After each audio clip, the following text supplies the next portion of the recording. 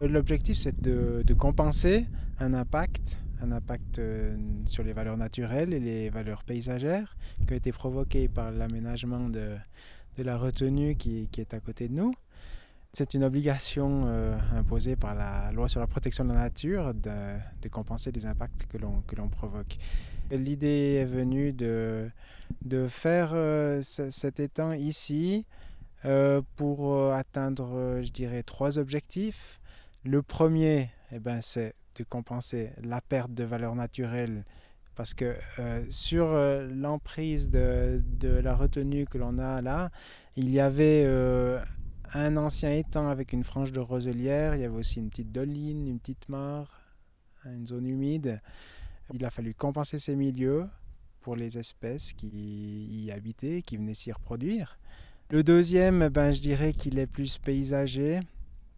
On est vraiment dans un lieu de passage, il y a beaucoup de promeneurs et de cyclistes qui passent juste à côté. Bien qu'on soit au sommet de la crête, la retenue est quand même visible. Donc, de faire un objet naturel qui s'intègre bien dans le cadre, qui fait plaisir au coup d'œil, et voilà, ça compense cet impact paysager. Et puis, c'est aussi l'occasion d'offrir aux promeneurs de passage un espace pour s'arrêter, mettre un banc, une table, et puis pouvoir faire le tour du lac. Malgré que le chantier n'est pas terminé, aujourd'hui on voit que les promeneurs viennent, s'arrêtent, prennent des photos. Alors on se réjouit de voir ça quand ce sera fini. Je pense que ça aura du succès. Grosso modo, qu'est-ce qu'il reste à faire ici? Alors il faut terminer les abords de la zone où on a l'exutoire. Là-bas, on voit la bâche qui ressort. Il y a encore des petits terrassements à terminer.